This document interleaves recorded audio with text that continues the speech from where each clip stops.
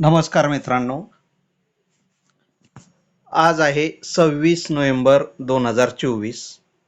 आजचं पाहूया आपण मार्केट नेमकं काय घडलेलं आहे. पहा, कालच्या मध्ये आणि आजच्या मध्ये जास्त काही फरक आपल्याला जाणवणार नाही. कालचं जसं मार्केट होतं त्याच लेवलने आज मार्केट आहे. वेगळं काही असं नाहीये. कालच्या मध्ये आणि आजच्या मध्ये जास्त फरक जाणवणार नाही. फरक आपल्याला पाहावा लागेल थोडंसं झूम करून. मार्केट गॅप अप ओपन झालं पण टिकलं नाही. पहिल्याच 5 मिनिटामध्ये खाली आलेलं आहे. खाली आलं, खाली आलं, खाली चालू झालं मार्केट. सकाळचा लो ब्रेक केला, खाली आलं, परत वर गेलं, परत खाली आलं. पण जे कालचा लो होता तो काय ब्रेक केलेला नाही. कालचा जो सपोर्ट असेल तो ब्रेक करण्यात आलेला नाही. ही एक महत्वाची पॉइंट इथं आहे की कालचा जो सपोर्ट लेवल आहे पहा,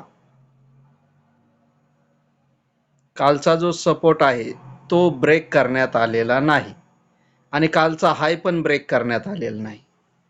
म्हणजे सपोर्टच ब्रेक नाही केला तर हाय पॉइंट पण ब्रेक करण्यात आलेला नाही आणि लो पण ब्रेक करण्यात आलेला नाही.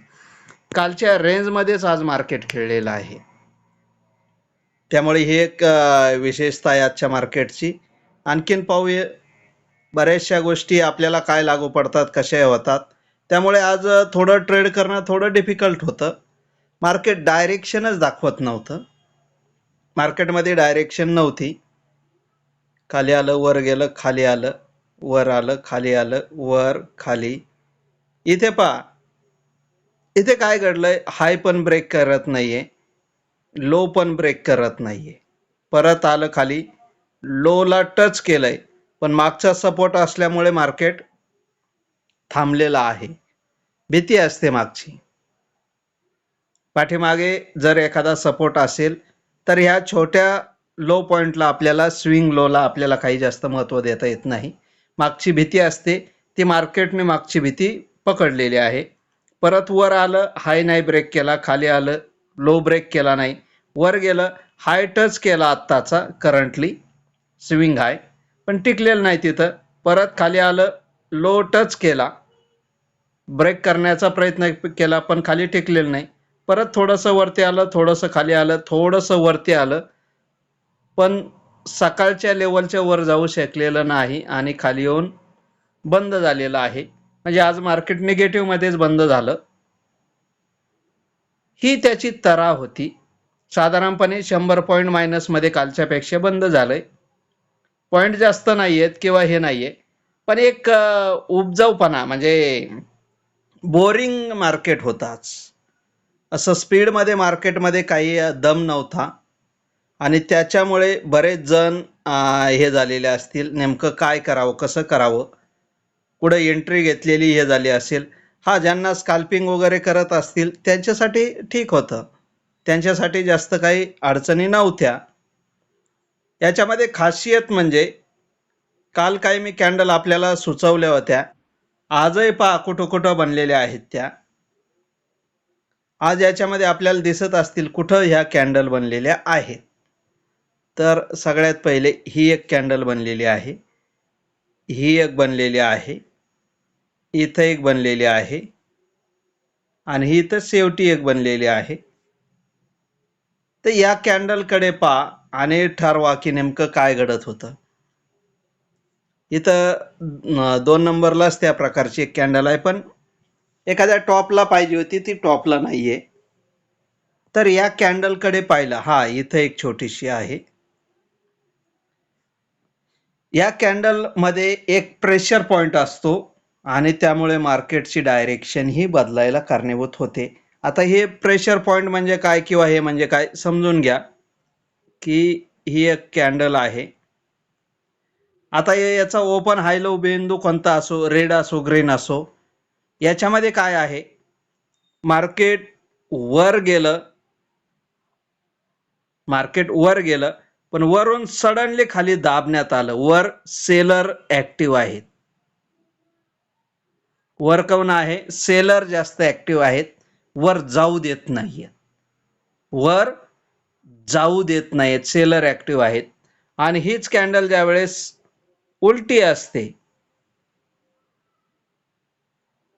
त्यावेळेस मार्केट खाली आलेलं आहे आणि वर दाबण्यात आलेलं आहे, वर उसळी मारली मार्केटने, याचा अर्थ इथं बायर्स ॲक्टिव्ह आहेत. तर याचा परिणाम हा होत असतो, म्हणून मी या कॅन्डलकडे लक्ष द्या असं म्हणतोय. कॅन्डलकडे लक्ष द्या असं म्हणण्याचं कारण तेच. पहा, या ठिकाणी ही जी कॅन्डल आहे इथे पहा, सेलर ॲक्टिव्ह दिसल्यामुळे मार्केट खाली आलं. परत इथे पहा, सेलर ॲक्टिव्ह आहेत, सेलर ॲक्टिव्ह झाले तिथे, आणि सेलर ॲक्टिव्ह असल्यामुळे मार्केटला खालीच यावं लागतंय.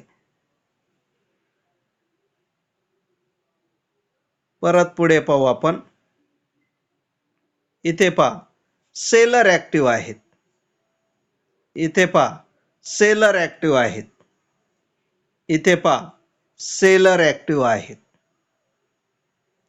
आणि इथे बायर ॲक्टिव्ह आहेत. पण टायमिंग संपलेला होता, त्यामुळे त्या ॲक्टिव्हला ॲक्टिव्ह म्हणणं योग्य ठरत नाही. ह्या गोष्टी घडत असतात मार्केटमध्ये पाहत असताना आपण, की नेमकं काय घडतंय, कसं घडतंय, कुठं घडतंय आणि कशामुळं घडतंय. याच पद्धतीने आपण बँक निफ्टीकडे पाहू, कारण दोन्हीकडे आपल्याला स्टडी केला की एक वेगळ्या प्रकारची ऊर्जा मिळते, वेगळ्या प्रकारचं आपल्याला याच्यामध्ये पॉईंट्स मिळत असतात. आता इथे पहा, इथे बऱ्याचशा संधी आपल्याला दिसत होता. इथपासून मार्केट इथपर्यंत आलं, परत वर गेलं आणि खाली आलं. इथं लो ब्रेक केलेला आहे.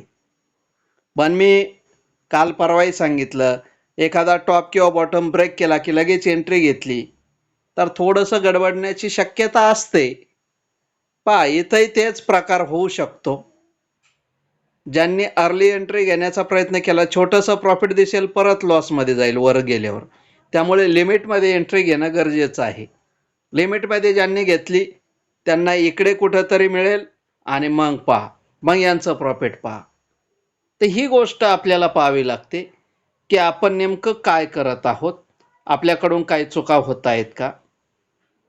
तसंच पहा, दुसऱ्या फेजमध्ये इथपासून पहा, वर आलं मार्केट, परत खाली आलं. आता इथं लो ब्रेक केलेला नाही, स्विंग लो बनवलेला नाही, वर आलं, हाय ब्रेक केला. इथे हाय ब्रेक केला, ज्याने पटापट एंट्री घेतली त्याचे पटापट काम झालेलं असेल, पटापट काम झालं.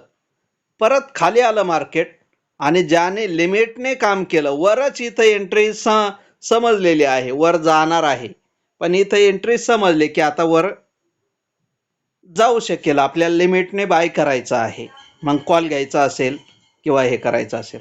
ज्यांनी इथं एंट्री केली त्यांना इथं प्रॉफिट मिळून देणार आहे मार्केट, कारण रूलनुसार काम केलं.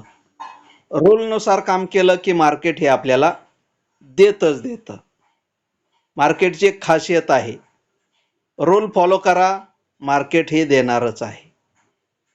आता पहा, याच्यामध्ये बायर्स ॲक्टिव्ह आहेत, यामध्ये सेलर्स ॲक्टिव्ह आहेत, याच्यामध्ये सेलर्स ॲक्टिव्ह आहेत, याच्यामध्ये बायर्स ॲक्टिव्ह आहेत, याच्यामध्ये बायर्स ॲक्टिव्ह आहेत. त्यामुळे कॅन्डल आणि चार्ट पॅटर्न आपल्याला पाहावे लागतात. मी काय जास्त डिटेल्स आपल्याला घेतलेले नाही, पण तरीसुद्धा एक आपल्याला समज येते की याचा किती परिणाम होतो, याचा परिणाम किती होतो. इथे पहा, ही एवढी मोठी कॅन्डल दिसते, सेलर ॲक्टिव्ह दिसली. याच्यामध्ये वरच्या साईडनी हाय हे आहे, याला आपण शॅडो म्हणू शकतो, किंवा ओके. इथे पहा, इथं बायर्स ॲक्टिव्ह दिसले, त्यामुळे वर जाण्याचा प्रयत्न केला आणि शेवटी मार्केट टायमिंग संपल्यामुळे बंद झालेला आहे. तर या पद्धतीने आपल्याला ज्यावेळेस काम करत असतो त्यावेळेस एक चांगले पॉईंट्स आपल्याला मिळू शकतात, चांगल्या गोष्टी आपल्या हातामध्ये लागत असतात. आता एवढ्यावरच स्टडी थांबते का असं नाही. स्टडी बऱ्याचशा गोष्टीला अवलंबून असते, मिश्रण असतं. स्टडी म्हणजे काय, एक प्रकारचं काहीच नाही. स्टडी म्हणजे एक प्रकारचं मिश्रण आहे.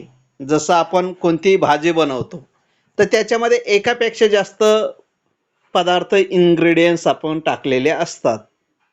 कोणतीही गोष्ट त्याच्यामध्ये इन्व्हॉल्व होत असते त्यावेळेस त्याचं काही नाही. अगदी मीठ जरी असेल तरी त्याचं महत्त्व आहे. तसंच इथे वेगवेगळ्या प्रकारे आपल्याला काम पाहत असताना, स्टडी करत असताना वेगवेगळ्या गोष्टीचं इथे महत्त्व असतं आणि ते महत्त्व ज्यावेळेस आपण समजून घेऊ त्यावेळेस आपली स्टडी चांगली होत असते. तुम्हाला कोणत्या पॉईंट्स त्रास देतात ते जर समजले की त्याच्यावरती हे काढता येतो, उपाय काढता येत असतो.